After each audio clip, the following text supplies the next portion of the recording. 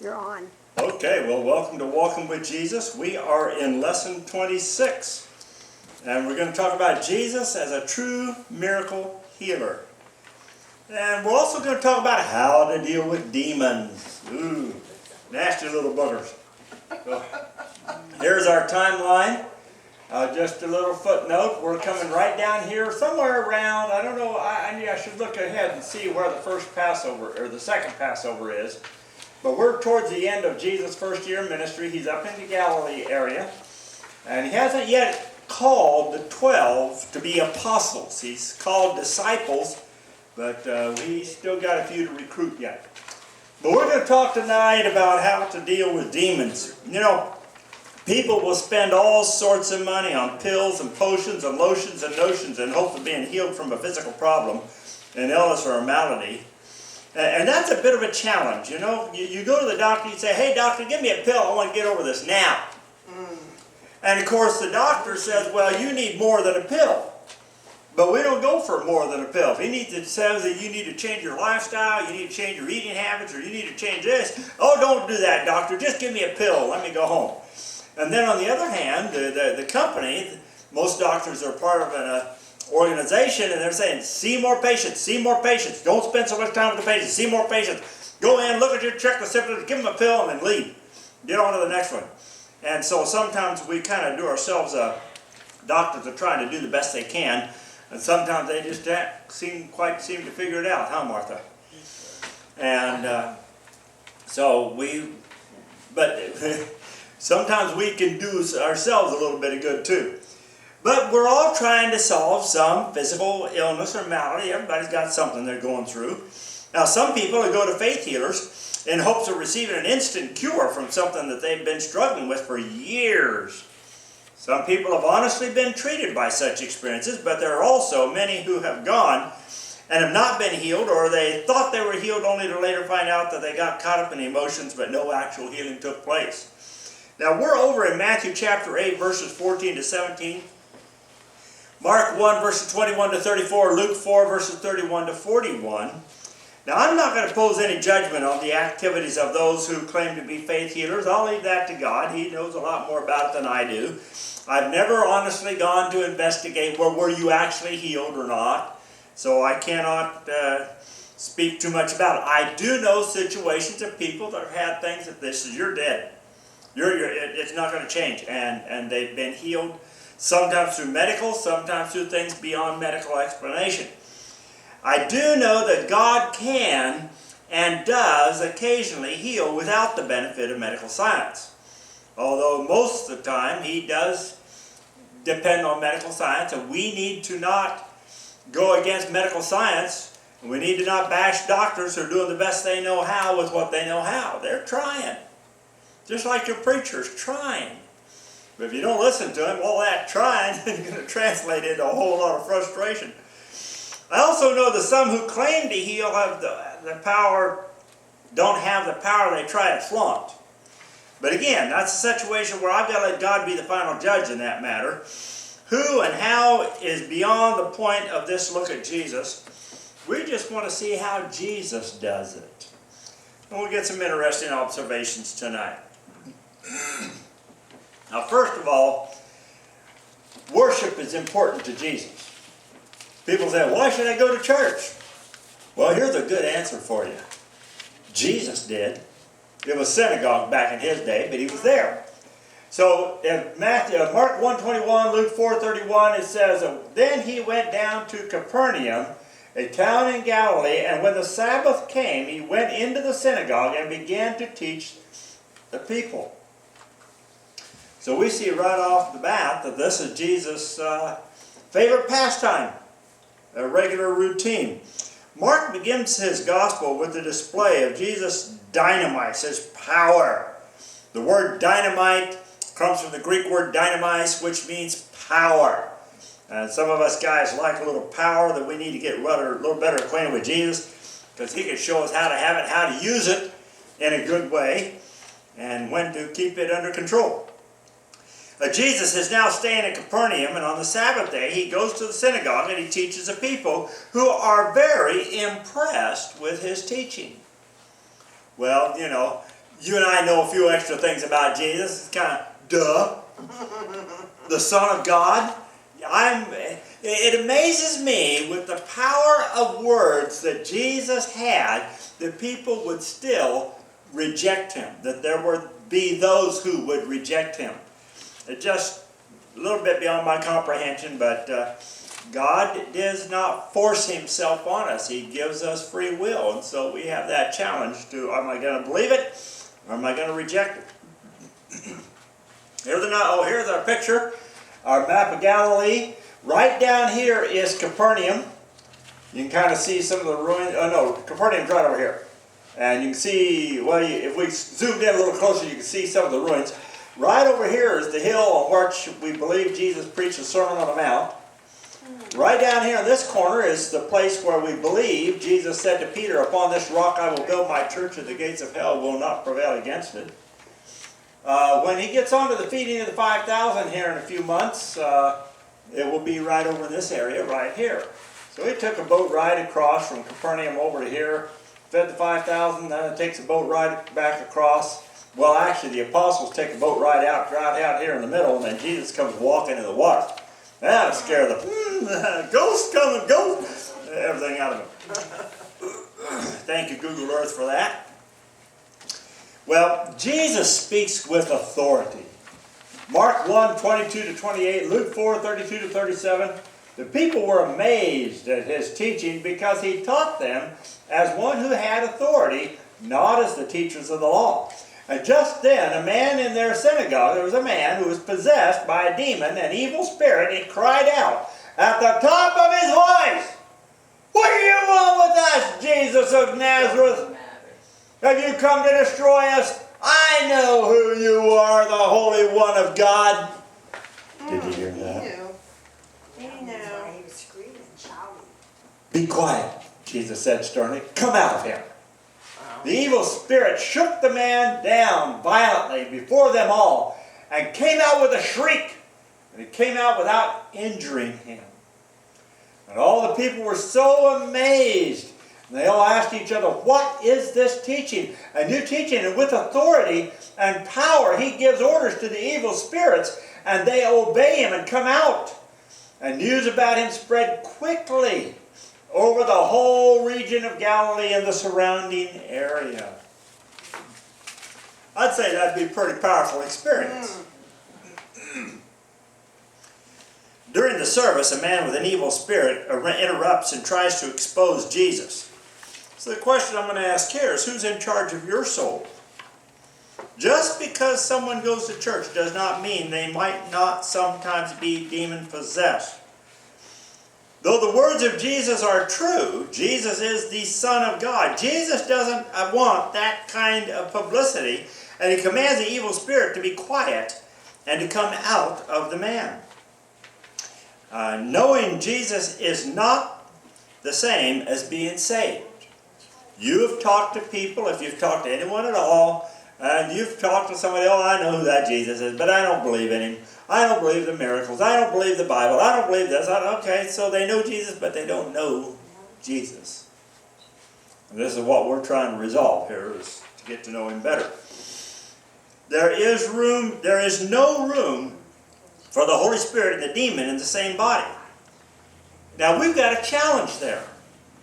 So if there's no room for a Holy Spirit and a demon in the same body, then if somebody who has usually been a Christian comes possessed by a demonic spirit, somebody had to leave in order for somebody to come in. And if they will fight that evil spirit, then somebody's going to have to leave for somebody to come back. And I am more of the opinion today. I used to be, if you have the Holy Spirit, there's absolutely, the devil can't ever get back in there. But I've been around enough people who've been two-sided. Christians. The adulteress wipes her mouth and says, "I've done nothing wrong." But yet she's in church on Sunday morning saying, "Hey, I'm not doing bad things." Person that's had their brains fried on cocaine or drugs or alcohol, maybe primary beautiful person on one time, but if they get back into that old style, they become something else. Back in my Joplin, Missouri Bible College days, I had CB radio and made friends with a guy over the CB radio that had fried his brain on LSD. And every once in a while, he'd have to go down to a clinic, get some sort of prescription or something to help him keep it under control. Yes. I mean, I guess he was basically, that was his past, not his present. But he said that he still has flashbacks from the effects of that drug that he took in the past. And so, and then you get people that for reasons beyond my understanding that are schizophrenic. I'm schizophrenic, and so am I, or other similar things. It's funny when we think about it, play with it, but it's not funny if you've got it. But there are people with multiple personalities. Now, some would say these people are absolutely demon-possessed. And so, whatever the situation with this guy, he's in a synagogue, a place to worship God. Now, the New Testament has been, the New Covenant had not been instated yet. They're still under the Mosaical law. And yet, a demonic spirit in him is leading him to do something that is anti-God. And, of course, the demons know who Jesus is. They're not coming from faith like you and I are. They absolutely know that Jesus is the Son of God. But this is not the kind of publicity Jesus wants.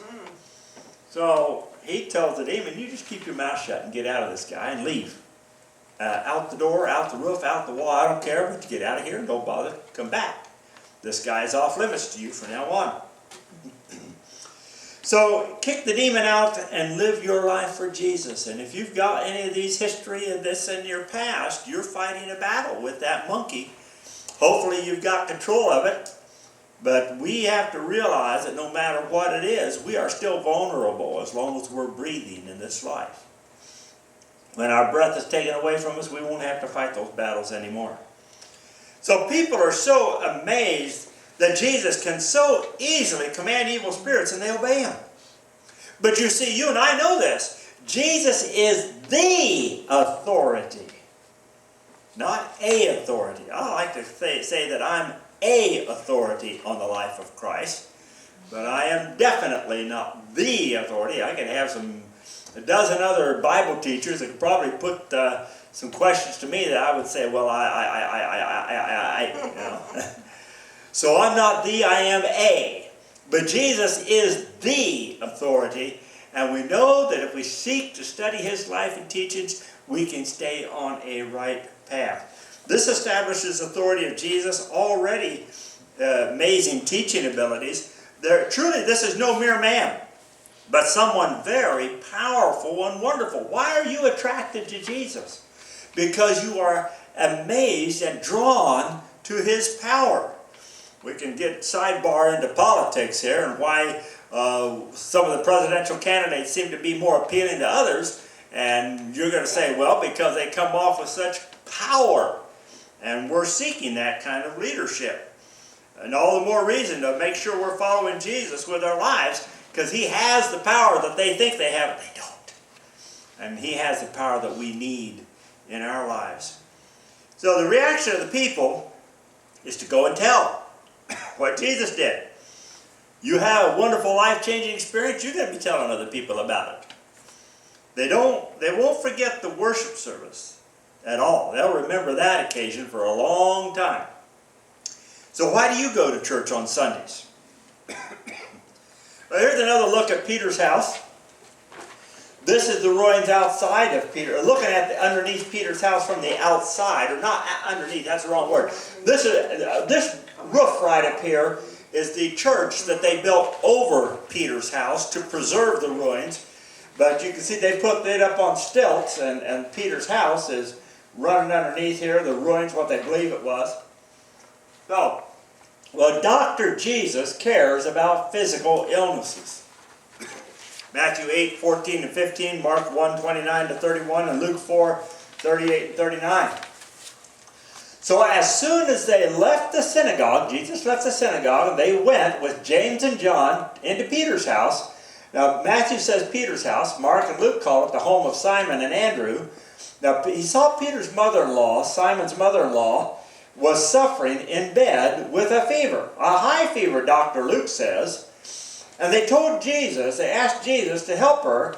They told him about her. So he went into her, he rebuked the fever, touched her hand, helped her up, and the fever left her immediately. Oh, that's not in there, but I said it anyhow. And she got up and she began at once to wait on them.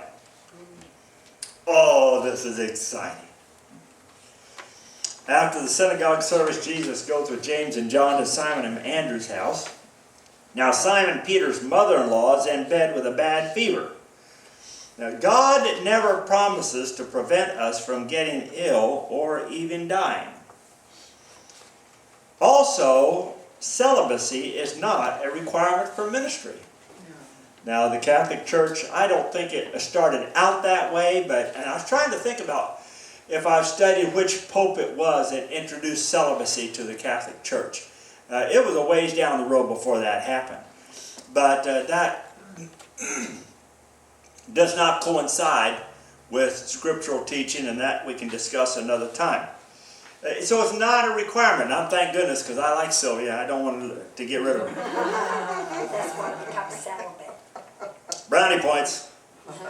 Well, as soon as Jesus hears about Simon's mother-in-law, he goes into her, rebukes the fever, takes her by the hand, and lifts her up, and instantly the feeling is gone. The fever.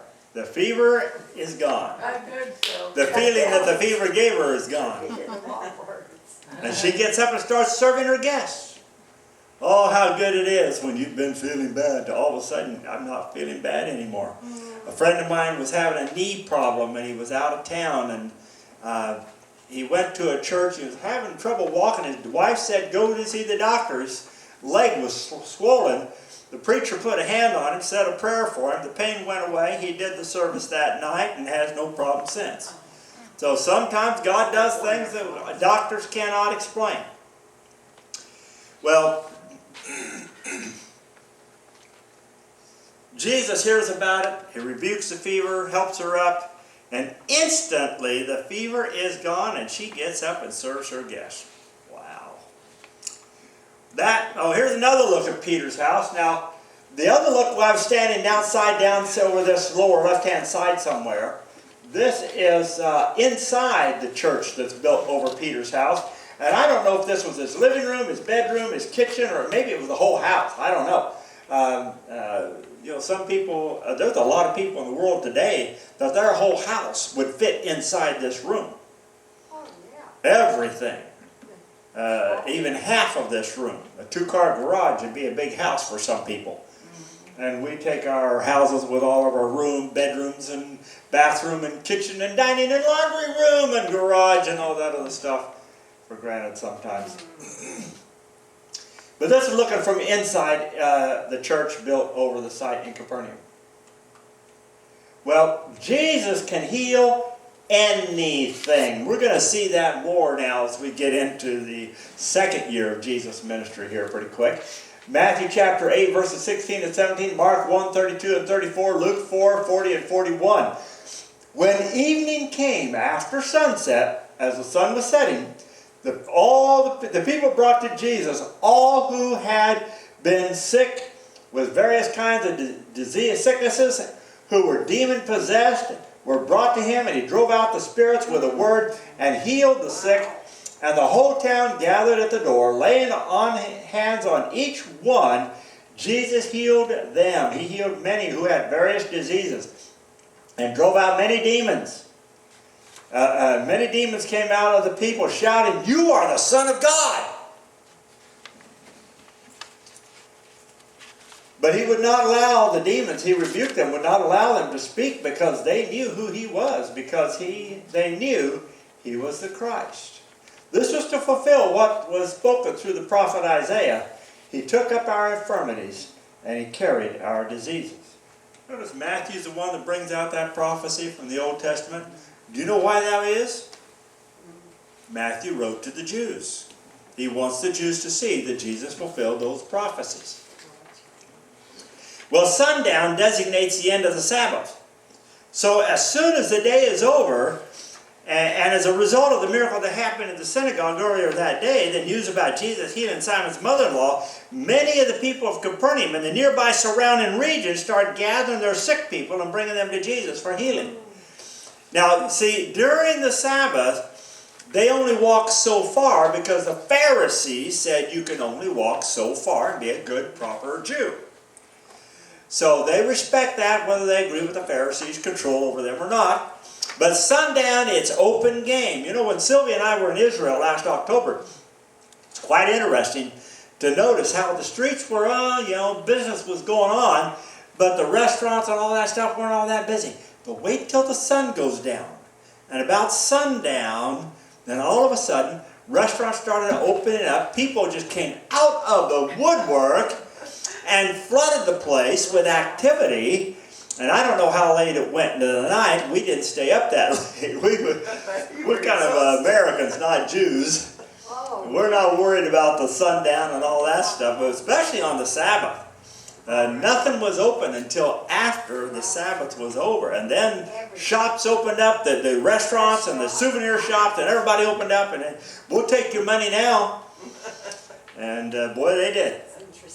But here in Capernaum, same thing. The people go home to their Sabbath. Okay, well, that's as far as we can travel. But as soon as the sun gets down, I'm going to get grandma. I'm going to get my nephew. I'm going to get my neighbor over here who's got that. I'm going to take him down to Jesus and let Jesus heal him.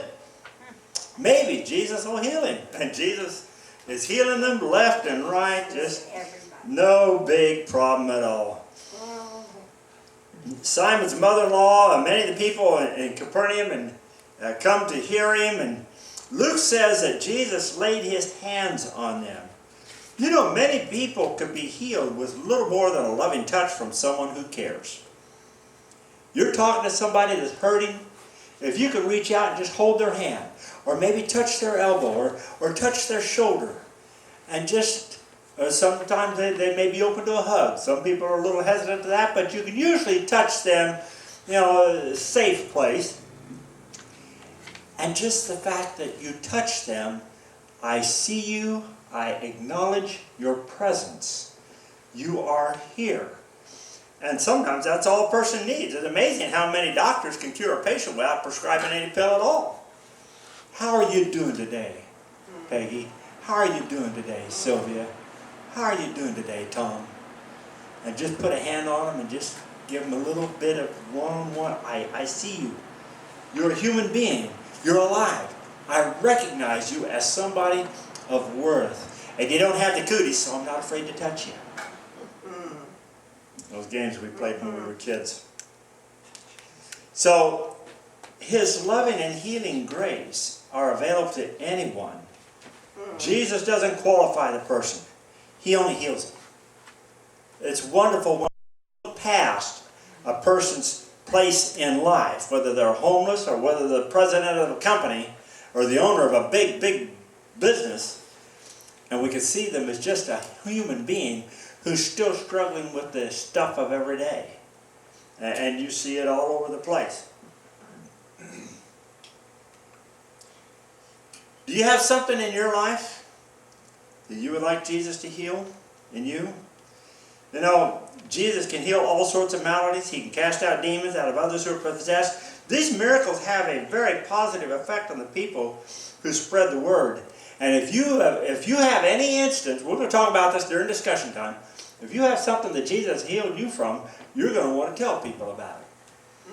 Yes, we are. That's how we are. Especially when something like that. I had this and Jesus took care of it and I don't have it anymore. We give God the glory and we're excited to tell about that. Jesus doesn't allow the demons to speak about who he is, even though they know. He only has to speak softly but firmly. That is the way you can know that Jesus has done a miracle. Oh no, I'm getting ahead of myself. He speaks softly and firmly and the demons leave. No yelling, no special spells or incantations or rituals. Now, I do not want to be critical of those who do that. Everybody's got their own style.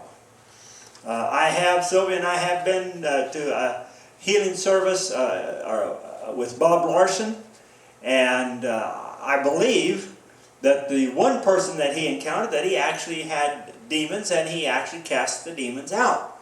It was quite a process for him. He couldn't just say, come out of that person and leave them alone. He had to go through exposing the demon and kind of digging him up out of the inside of this person, spiritually speaking, and then he could tell the demon to leave. So he does it with a little drama and a little sensation. But I don't want to discount whether what he does is real. I believe it is. I know other people have claimed to cast out demons, and I don't know if they have or not. And of course, so our natural tendency, because we're insecure in our powers, to yell and scream and do all this sort of thing. Jesus didn't have to do that. I don't believe Jesus had to do that at all. I could be wrong. I don't know. Jim could probably straighten us out on that real quick, Peg. He would know. But the rest of us are still figuring it out. Just a simple statement, spoken with confident authority. And that may be a key there. Well, our conclusion is this. It is exciting to know that when Jesus does a miracle, the results are immediate, complete, and permanent. Just think that those people never had to worry about being demon-possessed ever again. And those that have various illnesses, maladies, they may have gotten something else, but they didn't get that back because Jesus healed it. You can keep the demons out of your life by simply speaking under the authority of Jesus Christ. Now, there is one miracle that is more important than all of the miraculous healings that have ever occurred in the days of this earth, and that is the miracle of healing from the sin in your life. Jesus' death on the cross made possible the greatest miracle of all, and he didn't have to yell and scream and threaten or all that sort of stuff to do it. And it will ever be the greatest miracle ever recorded. And if you're a Christian, you're the recipient of that miraculous healing power. Wow. Well, next week, Jesus takes some time to pray and preach and heal a dreaded disease. And you're just going to have to come back and find out what it is. Right now, we're going to stop the camera and we're going to have some discussion time.